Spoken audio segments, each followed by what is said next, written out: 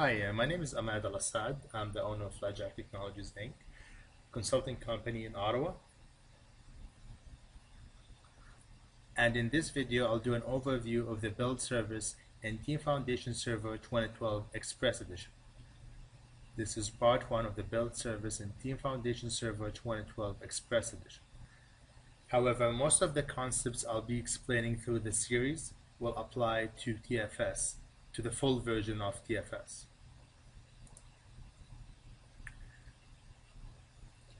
In this video, I'll explain what's a build server. I'll also explain why do you need one, and what are the components a build server consists of. A build server in TFS is a physical computer or a VM that's configured to build or compile one or more solutions, which is basically your code when a build process is triggered. In other words, the build server will get a copy of your source code and build it or compile it, and it will inform you if the build is successfully completed or if it fails. But one may ask, why do you need one? There are many advantages for having one. For example, if you're using one of the agile methodologies where your code continuously changes, you want to make sure that checked-in code always builds and it doesn't fail. So when other developers get the latest code, they can still compile their code locally. And also the build server in TFS allows you to run unit tests, part of the build process, which means you're continuously checking the quality of the code and making sure that your new code doesn't break any of the code requirements you have or the functional requirements that were provided to you by your clients. You can also leverage your build service to automate deploying your applications to other servers when the build is complete or successfully complete.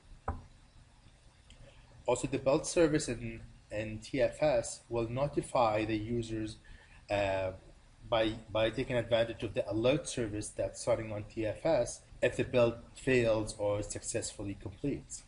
Also in TFS, once the build is complete, it will show you a report of what happened during the build, and if it breaks, where exactly it was broken, whether it's through during the compilation time or any other steps. And that would be helpful for developers to go back and see what happened there and fix the issues. Now I'll explain some terms that we may hear through the series. To run a build, the team server needs a build controller, a build agent, a build process template, a team build definition, and it may need a job folder. A team build controller performs some lightweight tasks such as determining the name of a build, creating a label in version control, logging some notes, and reporting status from the build to the screen. A build controller also responsible for delegating the CPU-intensive work to the build agents. Keep in mind, you can only have one build controller per machine. Now, a build agent is a service that executes CPU-intensive work. For example, like building the application, running the unit tests, those tasks needs a lot of CPU, and you don't want your build agents to be running on the same server as your TFS server or where your code repository is, because that's gonna really degrade the performance of your TFS server. You want to install and configure your build agent on a build server or a separate machine from your TFS server.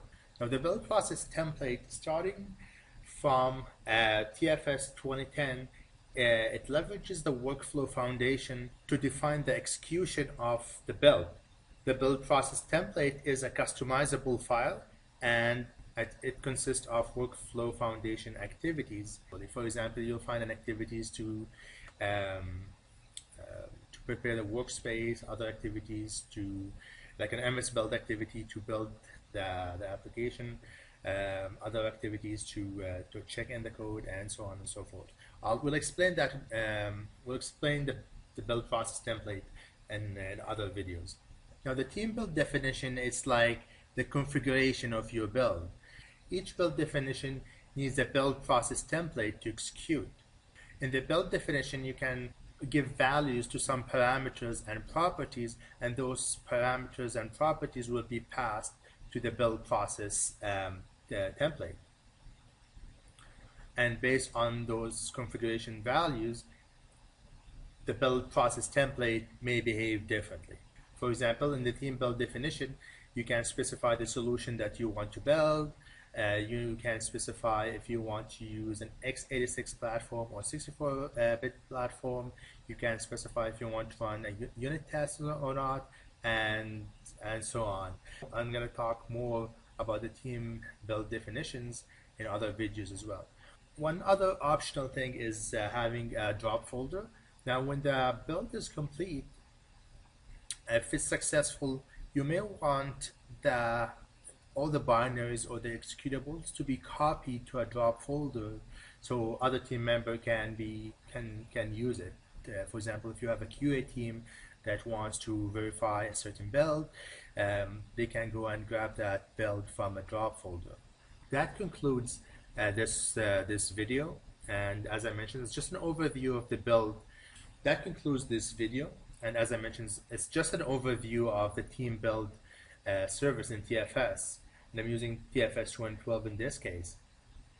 And in the next videos, I'll be talking in more detail about how to set up and configure the build service of TFS. I'm gonna also be talking about different architecture for your build service, and also how to configure your build definition and build process templates. And if you have any questions, feel free to send me an email. You can also visit my blog at lajak.wordpress.com.